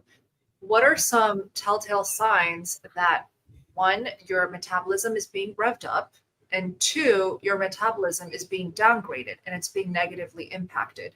First thing every time is brain fog. Like all of a sudden I can't focus, I can't concentrate. I'm having a hard time, multitasking at work or whatever. I'm screwing simple things up I shouldn't be screwing up. These type of things. I'm getting a little bit confused. I can't grab words or string together sentences or whatever. And that's the first sign that I know that it's starting to go downhill. But sometimes you can ride that out, and so I'll still give it like 6 to 8 hours. But if that's followed up with getting cold for no reason, that just won't leave you, and you start getting chilled to the bone, then I know it's my metabolism crashing. And so that to me are the two telltale signs. And then that'll usually go into some kind of weird headache, lightheadedness. You're going to get lightheaded anyways. So public service announcement: when you're fasting, don't do deadlifts. I ended up waking up on the floor on my forehead in the gym when I was doing one of my 7-day fasts, because if you stand up really quick on a fast, you're going to get lightheaded. But that's not really one of the first signs I look for. But definitely the brain fog and definitely the chills are the two telltale for me when it's gone sideways. Nice. Yeah, and would love to know, Kerry and Adam, what's the longest fast you've ever done on Carnivore? I did 8 days. Wow. Okay. How did that go? It went incredible. I was doing pull-ups every day, maxing out. And by day 8, I was able to do more pull-ups than I ever have my entire life. I did more on day 8 than I did on 7 than I did on day 6, which I can't even wrap my brain around how that's even possible. I felt incredible by day 8. I wanted to just keep going. I felt euphoric, full of energy. My brain was firing like better than it ever has before. But eventually you got to eat again. So what did you fast with? Bone broth. Nice. Real slow bone broth, and then I think I had some eggs. And then I tried to wait a little while, but I had a big steak shortly after. Nice. How about you? I don't fast, so 24 hours is the most I've ever gone, and that was when I was losing weight. I could do 1 meal a day, and I tried to fast longer than 24 hours when Jeff did his 8-day fast. I was going to do it with you guys, but I couldn't do it. I got to like hour 25, and my stomach was literally like eating itself and turning it inside. And I'm like, I have to eat. There's no possible way I can do this. Yeah. I mean, some carnivores just don't need to fast, or they can't really fast. Lindy, do you fast? Not usually. I did do a 5-day fast in January, and I did struggle towards the end because I can't climb enough to be able to do the 5-day. But I did feel amazing. One thing I think about with fasting, I want to do it more often. I'm learning more about it myself, but I always go on whatever is ancestrally appropriate or whatever humans have done since the start of time. And I feel like it'd be more random, which I think is kind of what they were saying there, or maybe doing a full fast Monday, Wednesday, Friday. I've thought about doing that in the future, like maybe randomizing it a little bit. Like humans would have found a big animal and they would have feasted and then they would have fasted for a while, but it wouldn't have been like so regimented. Right. kind of like sporadic, whenever is convenient or whenever they maybe won't be able to get meat for long periods of time, like how the Hindus do, right? And Raymond, you talk about this all the time, the feasting and fasting philosophy. You always tie it back to our ancestors and how they would do it. So typically, how do you approach longer fasts? Do you time it intentionally? Yeah, on the longer fast, the most I like to do is like a 5-day fast for myself. And I do that probably like yearly. But on the longer fast, I like to time an appropriate priming time before I go into the longer fast. I actually don't like any white knuckle fasting. I like it to be very simple. Like I don't even realize I'm fasting. That's kind of my way. And I notice it is on how you eat that creates the fasting part next. So, and I know from watching Todd, I mean, he does it so easily. So, you know, I've seen other people that I've told, hey, prime properly, you'll fast properly. You know, so it's not just me. You know, a lot of people are like, oh, that first 25 hours is so difficult. And then they're like, oh, that 48 hours is kind of challenging too. But I go through those like nothing. So that's the one actually I like when I do alternate day fasting. I'm constantly flirting with those ones, the hardest ones that people consider. And to me, those are just no big deal.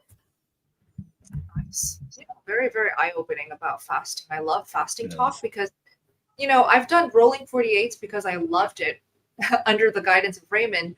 But as time goes on, or as the longer that I'm carnivore, I'm starting to realize fasts are not very compatible with my body right now, especially if I'm going to lift weights and try to be more active.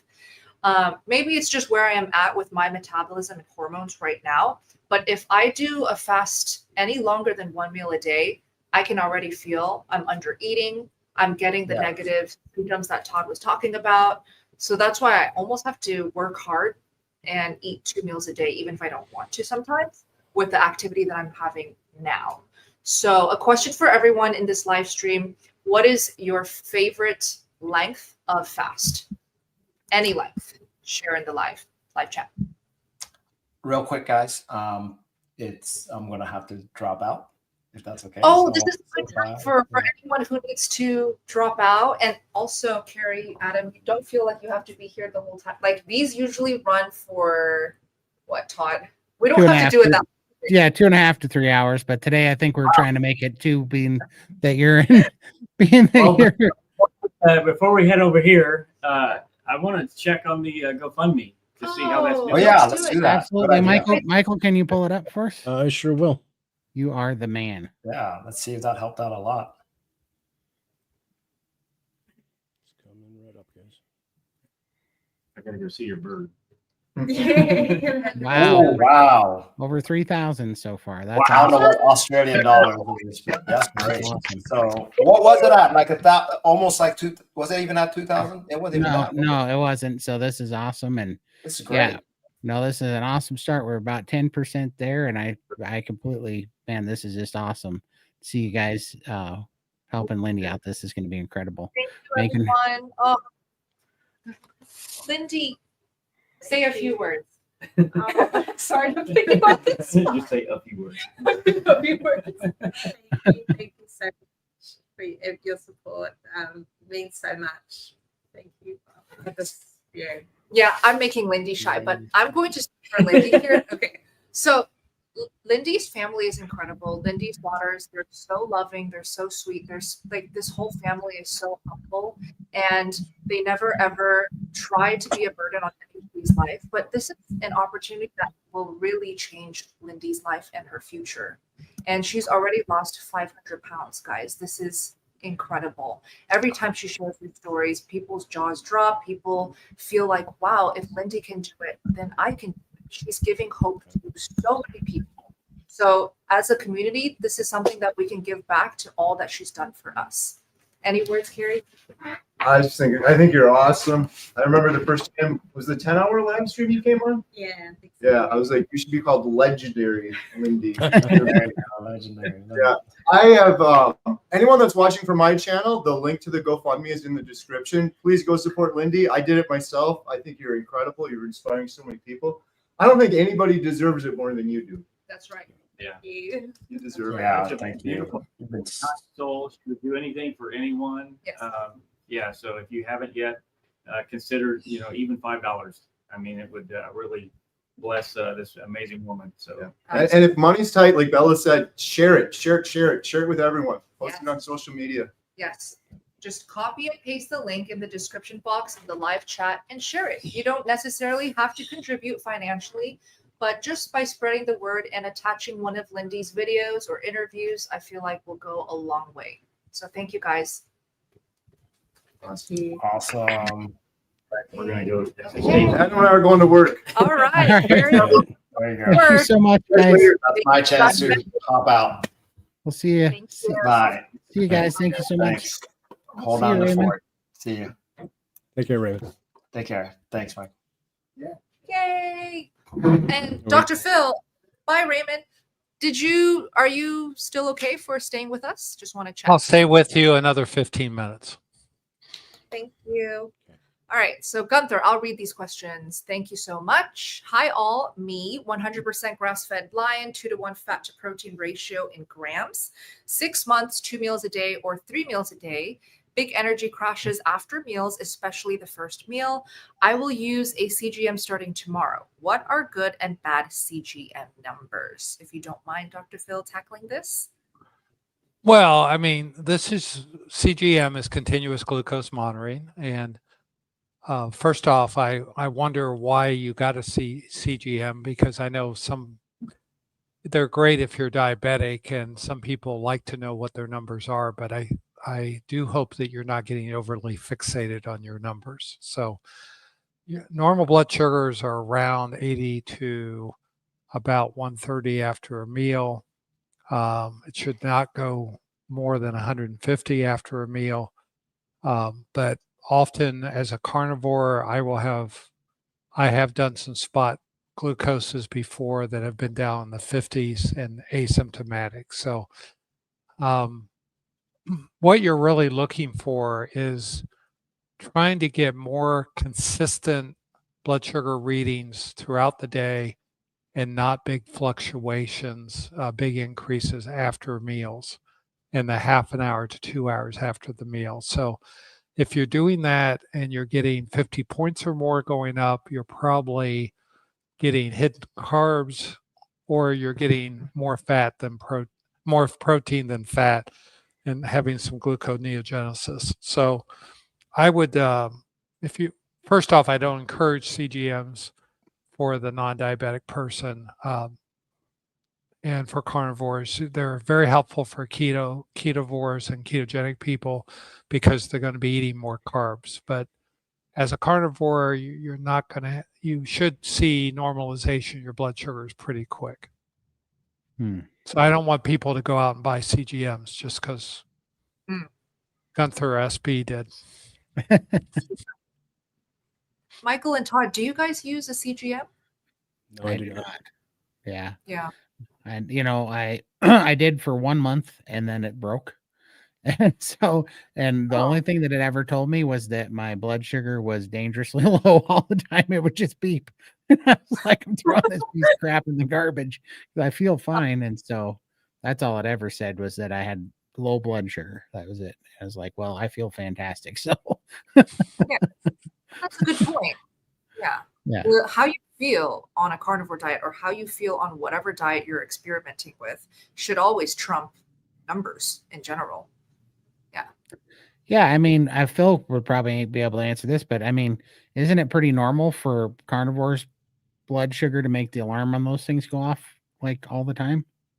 Well, as I said, I mean, most alarms will trigger if you fall below 70, and it's not unusual for a fat-adapted carnivore to have blood sugars in the 50s and 60s and be perfectly fine.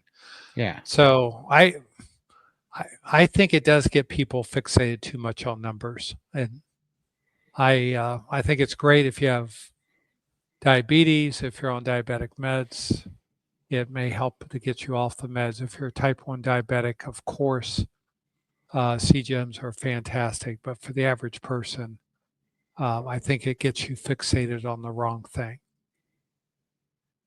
But I always do have a strong opinion on these things. We can't tell at all. Yeah, I don't think they're necessary. Yeah. All right. Hector. Oh, do you know Hector? No, I just got ahead of you. So, Oh, I didn't even read it yet. Does anyone else's burp smell like rotting flesh now? Huh. No, the Interesting. short answer is no. No. Hector, No. I'm gonna offer up some advice and say get a water pick and some floss. I don't know what's going on there, but I don't think that's right. it's not normal. All I could think of is iZombie, where she ate the brains in the morgue, you know. But honestly, dental care is very, very important if you're getting the sense of rotting flesh, and if you haven't had your teeth cleaned recently. But now let's go down to the stomach and the gallbladder and talk about that, because some people get acid reflux, which should be more of a burning, but there are people that get bile reflux, and that could very well be what this person's having. That causes, it's more of an alkaline rather than an acid reflux. It's more of an alkaline. It's very foul smelling. Does smell a little like death, and it's because of several reasons. One, you could have a degree of gastroparesis, which is slowing or paralysis of the stomach, especially if you've been on a GLP-1 inhibitor, such as the drugs will not be mentioned on YouTube.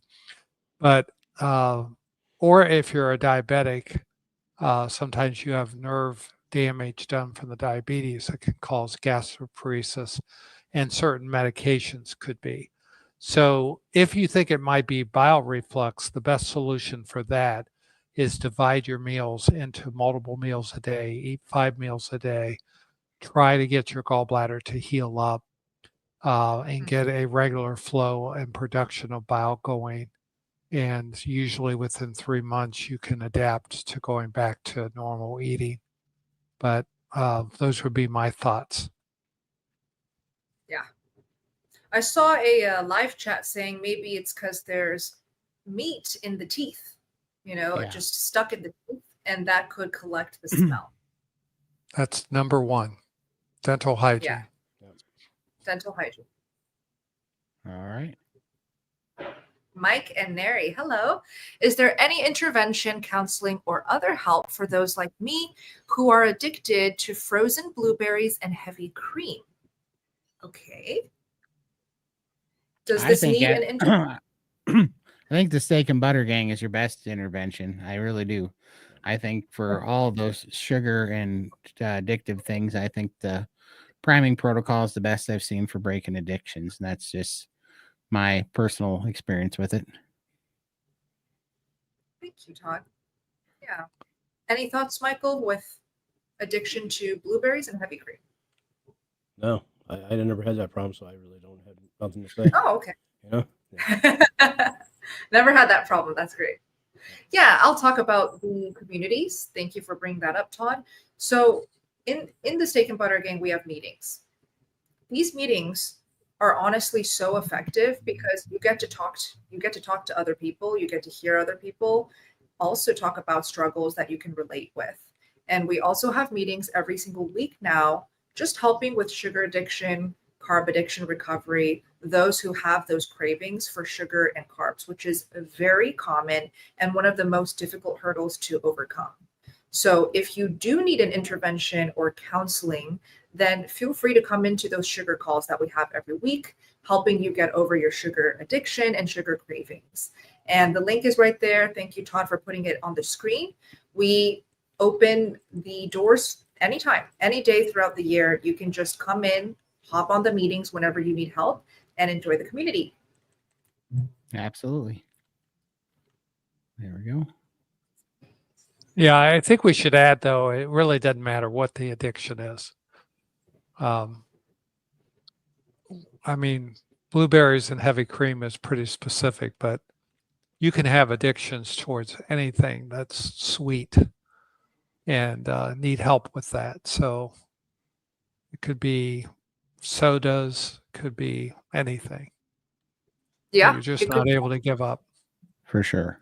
Yeah, I mean, I agree. Mhm. I've had caffeine addiction, nicotine addiction, sugar addiction, eating Yeah. disorder in general, and gambling addiction all melt away on priming. And that's no joke. And I didn't see most of that coming. I did not, definitely not the nicotine and gambling. I didn't know that could have anything to do with what you're eating, but it does. That's what's really crazy. So I agree that the addiction doesn't matter. It just getting your hormones, your brain chemistry, and proper nutrition is right. And I think our body knows how to get rid of addictions on its own when it's healthy. You know, that reminds me of a quote that I always like to bring up from Dr. Wiedemann, Lisa Wiedemann, also known as the Carnivore Doctor. She says this all the time. The opposite of addiction is, Todd? I don't know You it. No, I don't. I've never heard it. That's Okay, funny. the opposite of addiction is community. She Oh. always says. Yeah. That's awesome. Well, that makes sense. That makes a lot of sense. Yep. For sure. Well, there we go. I guess that's why I'm addicted to the SBG community, because all the time I used to spend doing bad things, I'm in there now trying to tell people not to do bad things. Hey, if it works, it works. For sure. Oh, that's awesome though. Makes a lot of sense. But no, seriously, I mean, that's what I tell everybody now, and I don't get paid to say this or be here. It's just that is the number one thing that keeps me going carnivore. Is just, I was thinking in the NSV today, we just did an NSV, which is a non-scale victory meeting, which is one of Bella's weekly meetings. And I do love those the best because, when you're seeing actual change in people and they're getting freed from stuff, I don't care how many of these follow the science studies and epidemiology studies that people quote. I've never gotten hope out of one of those studies, right? In fact, I'm pre-programmed now to believe that they're mostly bullcrap, right off the rip, that they're not going to work. And I know that there's a lot that are, but the reality of it is I don't know which ones to believe and which ones not to believe, but I do know real people really getting free from stuff that's been keeping them sick and depressed and hurting and addicted to things, and watching them in these meetings completely change in front of you. And that's what gives me encouragement and hope every day that I see it, So that's why the community is so important, because it's not settled science and it's not all these great epidemiology studies. And we have Dr. Phil that can tell us which ones of those to believe on a daily basis, keeping us all straight on the right path. But the reality of it is, I don't get hope from any of those, but I do get hope from Lindy losing 500 pounds, from Michael getting his life together and going to get out of his house for the first time in over 20 years, from Tim and SBG getting to walk again and getting out of a wheelchair and walking again, and going back to work. And Tim's wife said, "Thank you for bringing my husband back to me." And every time I think about that statement, I want to cry, because this is really what's happening to so many families just by going carnivore. Lindy, her daughter, saying, "Thank you for bringing back my mom," just because of carnivore. This is powerful stuff, So yeah, thank you. Thank you for that, Todd. It's huge. We had an NSV tonight that just amazed me as a physician. And, we physicians, we like studies, we like double-blinded, we like large numbers, but then you hear something that is totally unexpected, that's obviously anecdotal, but life-changing. And it's a new member who has a mechanical mitral valve and suffered from hemolytic anemia. And the mechanism is basically you have this St. Jude's valve, which is metal and banging every heartbeat, and your red blood cells become so fragile that they literally crush. They're crushed by the mechanical valve. And she had become anemic to the point of having low energy, needing transfusions. And on carnivore, her hemolytic anemia has totally gone away. And she now has normal oxygen carrying capacity. Her heart is no longer working harder. than it should be, and she feels so much better. And you wouldn't know unless you're a doctor that red blood cells are produced in the bone marrow. They lose their nucleus, and then they go out in your circulation where they live about 90 days in normal people. And we know in carnivores, they tend to last longer than 90 days because they're more robust. And what she was telling and sharing tonight is her red blood cells leave her bone marrow so robust and healthy that they are surviving the worst possible trauma a red blood cell could ever have in its life. And she's thriving on this carnivore diet. And that impact to that one individual of not living her life with chronic anemia and have to risk blood transfusions and deal with low energy and low oxygen getting to her heart all the time, and the heart having to work. I mean, that is incredible. And we won't be able to study that. We won't have a double-blinded study. We won't have, 1,000 people treated with carnivore versus not carnivore. But you hear a story like this and you realize how life-changing carnivore can be for one person who has a very unique situation they're trying to heal. How young was she? I don't know.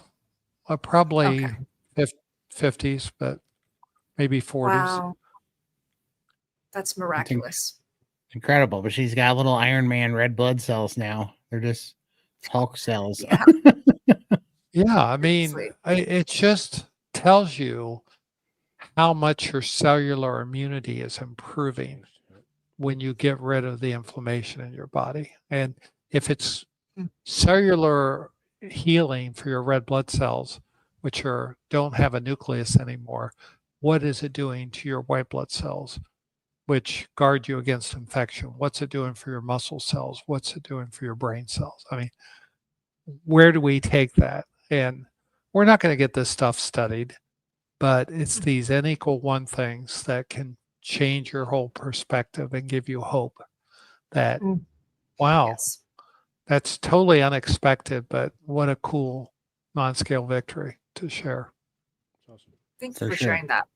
Yeah, That's and so awesome. you guys kind of got to experience it yourself. But I mean, if you're out there and you're trying to stay on carnivore, but your family's telling you this is crazy, it's a fad diet, and people at work are telling you it's crazy, it really does help to have some place to go where you can see the actual results with your own eyes, and you can see all these people that have nothing to gain from showing this. They're just genuinely had their life changed, like generally realized that they have another shot at doing this and came back from something they didn't think they were going to come back from. And Yes. then all of a sudden it's not anecdotal to you anymore, and it gives you a lot of faith, and it gives you a lot more resolve to go live in the world out here where we all live and we have to eat and function. And Phil would call it the why. It helps you with your why for sure. Deep Well, why. carnivore is not a magic bullet for everybody. I mean, people still get sick, people still have heart attacks, people still have strokes, but if you're healthier, you're going to be less at risk, less likely. But we're still going to have car accidents. We're still going to have, tragedies in our life and health issues to deal with. But why not do something that's going to give you a better chance at life for whatever that quality means for you? And I would say as you improve the quality, you're going to improve the quantity as well. Yep, absolutely. Oh, you know who I met yesterday from the gang? Rhonda. Oh, Rhonda wow. Bibby. Yep, I know. Yeah. Really? Yeah. Yes. Rhonda is always at the meetings looking so beautiful, always She smiling. looks like a model. She looks gorgeous in person. Okay. And she attended, and she told me she drove all the way over to Adelaide just to see me. And I was so honored. I was like, Rhonda, please stay, come hang out at dinner.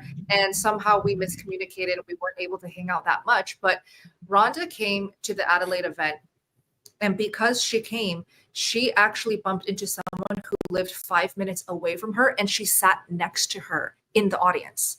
So I bring this up because you just never know who you get to meet in life just by joining carnivore communities. It doesn't have to be the gang. It doesn't have to be SBG. There are so many wonderful communities.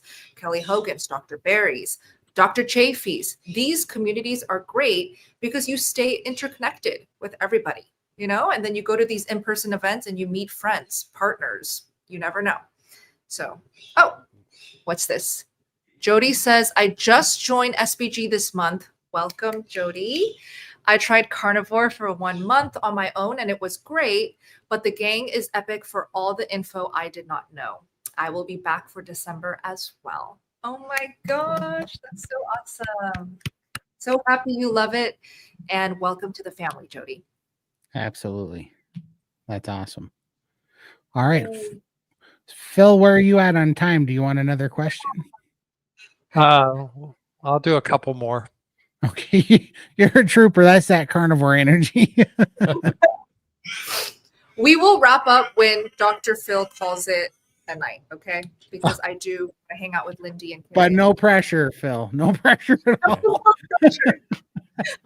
All right. So Cobra says, carnivore for 16 months. At my 10-month on carnivore, I am having lots of hair loss. Okay, so we did talk about hair loss. Doctor said all blood work looks great. Why and what test should I get? Something is definitely wrong. I think we would all say, again, just eat a little bit more, because hair loss, one of the biggest causes of hair loss is under eating. Even on carnivore, like Dr. Phil said, is not a magic bullet for everything. It doesn't just fix all overnight or within months.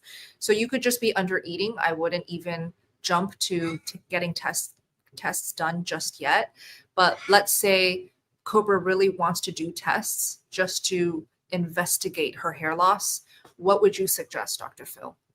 The only thing I would check is your thyroid function. And I doubt if there's going to be a problem there, but it's just an easy test to do. And if that's normal, I would drop it there and just eat more and see what happens in the next 90 days. Perfect.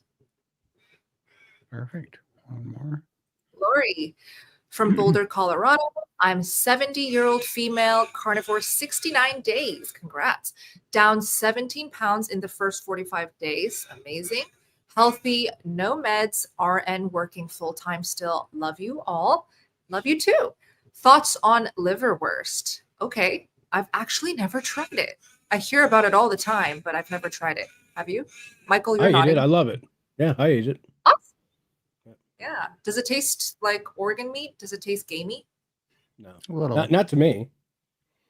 But I hate liver, but I do like liver's worse. But I've never looked at it. I just assumed that there's got to be something bad and all that pasty stuff in there. Oh, So yeah. I've never looked close enough, but I used to love it when I wasn't carnivore. But that's interesting. I bet there's a healthy way to make it though. I'd imagine. Is Yeah, the I thought liverwurst like a pate that's then sliced? Yeah. Mhm. Yeah. Okay. I also call it Braunschweigert. Mm-hmm. Okay. I've never had it. Yeah. My mom loved it. Liverwurst and onion and mayo sandwiches with a slice of tomato was I ate that all the time when I was a kid. So Nice. my mom, and I did end up weighing 600 pounds by the time I was 14. So maybe it's not good. Who knows? Well, you were It was also soda. drinking energy was a drinks and soda. soda Yeah, for and all 7. the pop. Yeah. For sure. It's the soda. Don't listen to me. Yeah, but Lori, I would just check the ingredients. Like Right. liverwurst, there's different brands, and so Yes. I would assume specific brands will have different ingredients lists. Just like with cheese, Kraft cheese is junk, whereas maybe raw farm cheese is amazing. So just check the ingredients list. All right. We got time for one more, or how we doing, Phil? Sure. Let's do one more. All right. Thank you. All right, Stevie, 35, female with migraines since teens. I'm carnivore, intermittent fasting, and take magnesium and riboflavin. Is that how you pronounce it? Riboflavin? I think so. Okay. Yeah. Daily, no changes. Any suggestions? should I do Lion Diet? So she needs troubleshooting for her migraines. I don't get migraines from carnivore. Yeah. Yeah, So I've never had a migraine from carnivore. The only time I've ever had a migraine is when I took TRT once. So I just don't have any experience in this. Yeah, I don't really have any advice for Stevie. What I don't know is, are these so have they changed on carnivore? Are they some common migraines? Are they or are they complex Yes. migraines? Being common migraine is one that kind of starts with, usually you have some kind of an aura, you know, that when they're coming on, they may be unilateral. And then they go generalized. And what's worked well in the past for you, you know, there's usually some degree of inflammation going on with carnivores. I would think with migraines that I would think the carnivore diet would decrease the frequency over time, but you've had them since teenage, so you've had them 20 years. You know, it might take you quite some time. Lion diet would be a good idea, but 6 to 9 months of lion would be my recommendation if you're really committed, to see what would happen. yeah, that's quite a long. It's not going to turn overnight. Definitely not. Yeah. Does she say how long she's been carnivore? No, she doesn't say. Yeah. No, but she's had migraines for 20 years, so Right. that's a long time. A lot of healing to do. So the migraine expert in the carnivore community that is always brought up, her name is, if I can remember, is it Alicia Stanton? Something Don't know. Stanton. Yeah. Tim says my migraines went away after priming. Fascinating. Wow. So maybe she's under eating. Maybe she could benefit from just Maybe. eating more carnivore foods. So try that out. I saw a live chat, could be dehydration. Maybe try hydrating a little bit better. Cranky Carnivore says, I still get optical migraines, but without pain 90% of the time after a year on carnivore. So it could nice, John.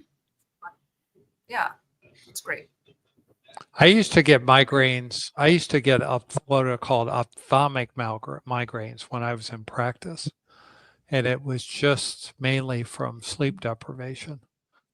And I've not had any migraines or headaches since I've been a carnivore. But there are so many factors that can lead to migraines.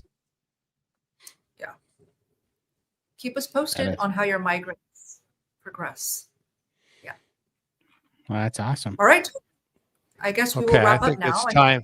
Yeah. So I guess we'll just can you put the link up one more time, Michael, for the GoFundMe? I sure will. Thank you so much. Yes. And so we just want to shout that out one more time. We appreciate you guys helping us. And is it still streaming to Kerry's channel, by the way? Yeah, it is. Yeah. Yep. Oh wow. Okay. Yeah, I feel like I'm skipping the show. No worries. Oh, we're doing yeah. awesome. That's great. We're 10% there now. That's incredible. So thank you guys so much. My gosh, this is incredible. So yeah, let's just come together as a community and support Lindy in this. I really think that, you know, we can get there within just a few days if we all collectively spread the word, put it on socials, put it in your Instagram stories, put it on your YouTube channels, make a video about it if you care, and link one of Lindy's interview videos. And let's just give her a better future because she really deserves it. And if you can't financially support or even donate at all, that's okay. Just help us spread the word. Absolutely. We appreciate it so much. I know, you know, people don't understand how hard it is to walk with that that apron, that pouch for her. It's going to be life-changing, like it really is. She's going to be a different person almost overnight in a way, you know, once she heals up from that. I'm really excited to see it for her. And man, I can't imagine the difference it's going to make. I can't imagine with the difference it made just losing the 500 pounds. But once she gets that off, it's going to be crazy. You So know? freeing for her. Yeah. Yeah. So I Yeah. really want this to happen. It's definitely going to happen no matter what. But in my heart, I want it to happen because we're going to have so many carnivore events and meetups and things to go to. And Lindy will be able to easily fly and travel and go to them without any issues. So in my heart, it's just an excuse for me to hang out with her more. Yeah. for sure. Praying for God, bless and provide for Lindy's surgery. Yes. Thank you, Susan, so much. Susan. That's Awesome. Thank you, Dr. Phil. Yeah, Dr. Phil needs to go to bed. So let's wrap this Thank up. you, guys. All right. Well, Good night, all. good night, guys. We're just gonna end it just like this. Good night, guys. Thank you all so much. Bye. care. Bye.